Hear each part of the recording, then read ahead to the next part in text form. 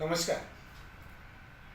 तुम मुझे खून दो, मैं तुम्हें आज़ादी दूंगा म्हणणारे नेताजी सुभाषचंद्र बोस यांच्या जयंतीच्या निमित्ताने तुमच्यासोबत आलो आहे। नेताजी सुभाषचंद्र बोस यांच्या जीवनातला एक प्रसंग सांगणारे आणि बाबूजींना, नेताजींना त्या ठिकाणी वंदन करण्याची मला इच्छा आहे। नेताजी जेव्हा इंग्रजांनी त्यांना त्यांच्या घरामध्ये हाऊस अरेस्ट केलं, नेताजींना घरामध्ये बंदिवासात ठेवलं, या बंदिवासाच्या काळामध्ये सुभाषचंद्रजी बोस यांनी करावं काय म्हणून तर एके दिवशी इंग्रजांना पत्र लिहिलं आणि जदुनाथ सरकार यांनी लिहिलेलं छत्रपती शिवाजी महाराज यांचा ग्रंथ मागून घेतला। त्याचं त्यांनी पारायण सुरू केलं, वाचायला सुरू केलं आणि नेताजी वाचत वाचत आग्र्याहून सुटका ह्या प्रकरणापर्यंत आलेत। आणि आग्र्याहून सुटका वाचत असताना ते प्रकरण बाबूजींनी एकदा, दोनदा, तीनदा पुन्हा पुन्हा बाबूजी वाचतायत आणि वाचन चालू असतानाच त्यांना जाणवलं, अरे काहीतरी होऊ शकतं। आणि मग बाबूजींनी आग्र्याहून सुटकामध्ये जे काय असेल ते आपल्या जीवनामध्ये त्या प्रसंगामध्ये आणण्याचा प्रयत्न केला। दुसऱ्या दिवशी त्यांनी इंग्रजांना विनंती केली की मला माझ्या ह्या बंदिवासामध्ये, या इमारतीमध्ये, बंगल्यामध्ये एकटं वाटतंय।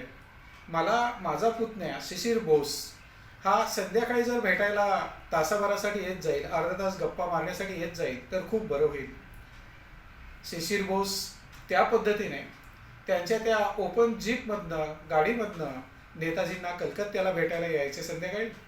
काका पुतण्यांच्या गप्पा व्हायच्या आणि शिशिर हे संध्याकाळी गप्पा मारल्या तर निघून जात। 5 दिवस, 4 दिवस, 8 दिवस ती कार चेक झाली बाहेर पडत असताना। जसं आग्र्यामध्ये शिवराय असताना, शिवाजी महाराज असताना पेटाऱ्यामधनं मिठाई जाते येते, काही दिवस चेक होत होतं, तसंच ती कार चेक होत होती।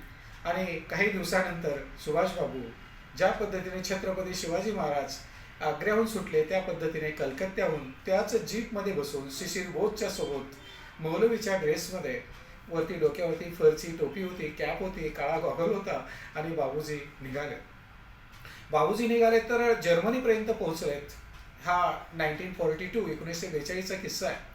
तिथं बाबूजी पोहोचल्यानंतर हिटलरने भारतीय माणसांना त्याच्या पुस्तकामध्ये, माइन काम्फमध्ये नामर्द म्हटलं होतं। भारतीय माणसं नामर्द आहेत। सुभाषजी त्यांच्या घरात गेले, ते हिटलरच्या घरात गेले, दारात गेलेत आणि हिटलरला विचारलं, जर भारतीय माणसं नामर्द राहिली असती तर हा एक छत्रपती शिवाजी महाराज यांच्या हिंदुस्थानातनं आलेला मावळा तुला प्रश्न विचारतोय आणि म्हणून आम्ही नामर्द नाही आहोत। तुम्ही तुमच्या पुस्तकामध्ये भारतीय माणसांना नामर्द का म्हटलं? अर्थात हिटलरने सांगितलं, ह्या तुझ्या हिंदुस्थानामध्ये, तुमच्या हिंदुस्थानामध्ये जवळपास 35-36 कोटी लोक आहेत। या 35 ते 36 कोटी लोकांनी एका वेळेला थुंकलं ना तरी सुद्धा इंग्रज होऊन जातील, पण तुम्ही इंग्रजांच्या विरुद्ध एकजुटीने लढत नाहीत। भारतीय माणसाची मानसिकता जर्मनीच्या लोकांमध्ये येऊ नये म्हणून मी त्या ठिकाणी असं म्हटलं की भारतीय माणसं नामर्द आहेत। Indian peoples are the eunuchs, याचा अर्थ तोच आहे। बाबूजींनाही तो कळाला। पण आज बाबूजींच्या जयंतीच्या निमित्ताने तुमच्या समोर येण्याचा हाच एक माझा उद्देश होता की छत्रपती शिवाजी महाराजांपासून नेताजी सुभाषचंद्रजी बोस यांनी काय शिकलं, तर महत्त्वाचं म्हणजे त्यांची कलकत्त्याहून सुटका झाली आणि हा जो काही आझाद हिंद सेनेचा सेनानायक असेल, तो सेनानायक हिटलरच्या घरात, हिटलरच्या दारात जाऊन त्याला खडसावून सांगतोय की तू भारतीय माणसांबद्दल जे लिहिलंय ना ते चुकीचं आहे। अर्थात ह्या भेटीमध्ये जात असताना गौतम बुद्धांची छोटीशी प्रतिमा सुभाषबाबू हिटलरला भेट देण्यासाठी घेऊन जातात। शांती में क्रांती, अर्थात हा संदेश त्या ठिकाणी असावा। छान वाटलं तुमच्याशी गप्पा मारून। पुन्हा भेटूया नवीन व्हिडिओमध्ये पुढच्या वेळेला। मी, माझे सहकारी पोपट देशमुख यांच्यासोबत रवींद्र पाटील। जय हिंद, जय महाराष्ट्र।